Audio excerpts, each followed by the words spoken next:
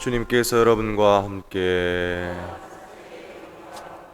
마르코가 전한 거룩한 복음입니다. 그때 예수님께서 길을 떠나시는데 어떤 사람이 달려와 그분 앞에 무릎을 꿇고 선하신 스승님, 제가 영원한 생명을 받으려면 무엇을 해야 합니까? 하고 물었다. 그러자 예수님께서 그에게 이르셨다. 어찌하여 나를 선하다고 하느냐? 하느님 한 분 외에는 아무도 선하지 않다. 너는 계명들을 알고 있지 않느냐? 살인해서는 안 된다. 간음해서는 안 된다. 도둑질해서는 안 된다. 거짓 증언을 해서는 안 된다.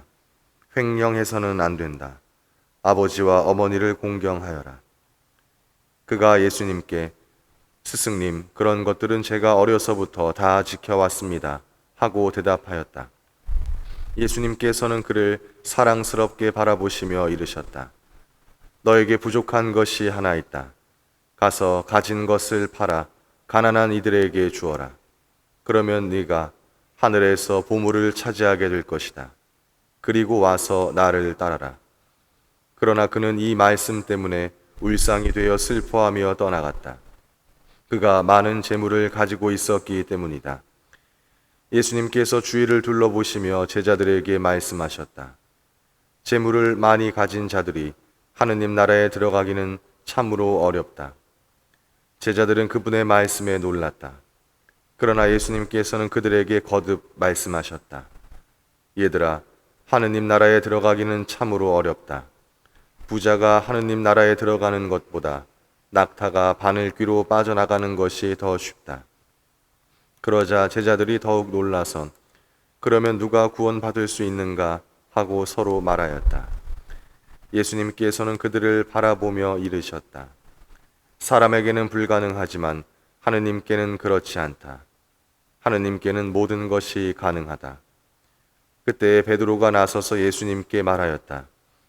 보시다시피 저희는 모든 것을 버리고 스승님을 따랐습니다. 예수님께서 말씀하셨다. 내가 진실로 너희에게 말한다. 누구든지 나 때문에 또 복음 때문에 집이나 형제나 자매, 어머니나 아버지, 자녀나 토지를 버린 사람은 현세에서 박해도 받겠지만 집과 형제와 자매와 어머니와 자녀와 토지를 100배나 받을 것이고 내세에서는 영원한 생명을 받을 것이다. 주님의 말씀입니다.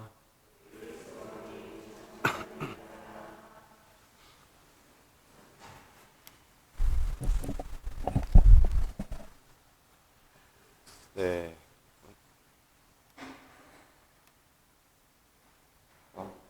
참 예수님. 네, 한 주간 동안 잘 지내셨습니까? 네. 오늘 복음에서 어떤 번듯한 한 청년이 예수님께 다가와서 이렇게 질문을 합니다. 선하신 스승님, 제가 영원한 생명을 받으려면 무엇을 해야 합니까?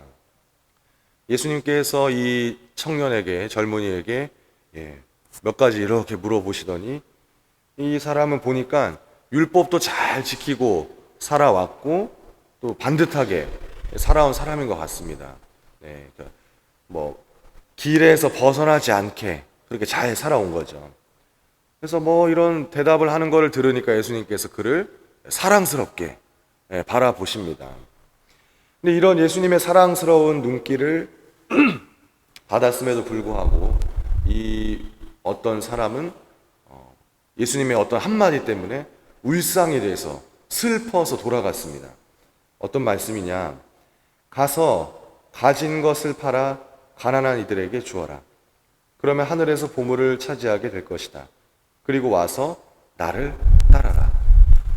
모든 율법, 착한 일 막 많이 하고 다 지키면서 살아가는데 가진 것을 팔아서 가난한 사람에게 주어라 라고 하는 이 한 말씀에 이 사람은 울상이 돼서 그냥 예수님 곁을 떠나갔습니다. 이 부자와 예수님의 대화를 이렇게 보고 있으니까 가난을 대하는 우리의 마음이 좀 그 안에서 그려지고 있는 것이 아닌가라는 생각이 들었습니다. 당시 유다인들의 사회에서는 이렇게 생각을 했다고 하네요. 부자는 의롭게 살았기 때문에 하느님의 축복으로 그런 재산을 받을 수 있었다. 그러니까 재산이 많은 사람들은 그냥 그 자체를 보고 아, 저 사람은 하느님의 축복을 받았구나. 저 사람은 율법을 잘 준수했고 하느님의 길에서 벗어나지 않았구나 라고 생각을 했다고 합니다. 그런데 병들고 가난한 사람들을 보면서는 아, 저 사람들은 그럴 만한 죄를 지었으니까 하느님께로부터 심판을 받아서 저런 삶을 살고 있는 것이다 라고 이렇게 생각을 했다고 하네요. 네. 여러분들도 동의하시나요? 네. 그렇다고 합니다. 그래서 예수님께서 부자가 하느님 나라에 들어가는 것보다 낙타가 바늘기로 빠져나가는 것이 더 쉽다 라고 하신 이 말씀에 제자들과 주변에 있던 모든 사람들이 깜짝 놀라죠. 그럼 누가 구원받을 수 있단 말인가? 아니, 자기네들이 생각할 때 저 부자들은 잘 살았기 때문에 하느님께로부터 축복을 받아서 저것을 얻었는데 저렇게 하느님께로부터 축복받은 사람들도 구원을 받지 못, 하느님의 나라에 들어가기 어렵다면 그러면 누가 구원을 받을 수 있겠는가? 라고 이렇게 얘기를 한 것입니다. 제자들을 포함한 당시 유다인들의 생각을 예수님께서 완전히 뒤집어 엎으신 거죠. 네. 자, 그럼 우리는 가난을 어떻게 생각하는가? 네. 가난을 대할 때, 가난한 사람들을 바라볼 때 우리는 어떻게 생각하는가? 물론 예수님께서 빈곤, 기아 이런 걸 추구하라고 하신 건 아닙니다. 빈곤은 당연히 퇴치돼야 되는 것이고 이것은 가난에 대한 이야기입니다.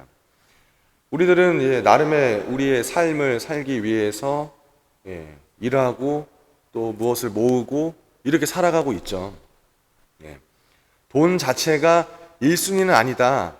돈은 우리가 살아가는 데에 필요한, 없으면 안 되는 그런 것인데 그래도 그것이 1순위는 아니다 라고 우리가 자주 얘기를 하고 또 그렇게 말하라고 배웠죠. 학교에서. 네, 그렇게 배웠습니다.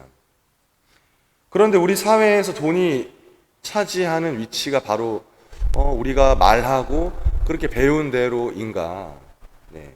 과연 돈은 부차적인 존재이고 도구적 수단으로만 존재하고 있는가? 잘 생각해 보시면 그렇지 않은 게 현실이겠죠. 문제는 바로 여기서 발생합니다.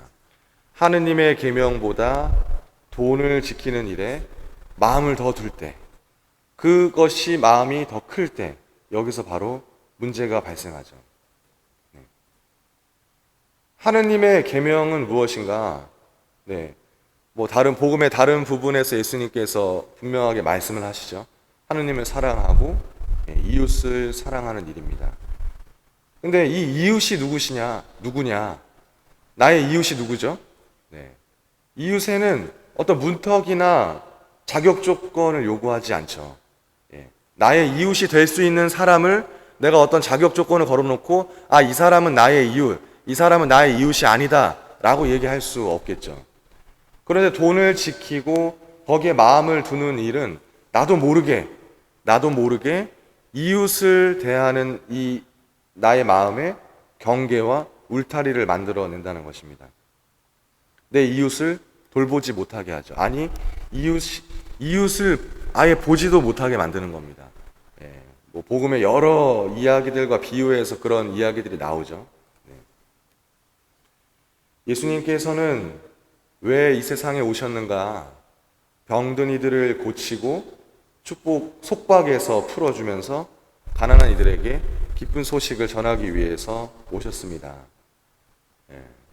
당신께서 언제나 그들과 함께 계시겠다고, 나는 그 안에 있겠다. 그렇기 때문에 예수님을 찾고 만나기 위해서는 그들 안으로 그들을 만나러 가야 한다라고 예수님께서 말씀을 하셨죠.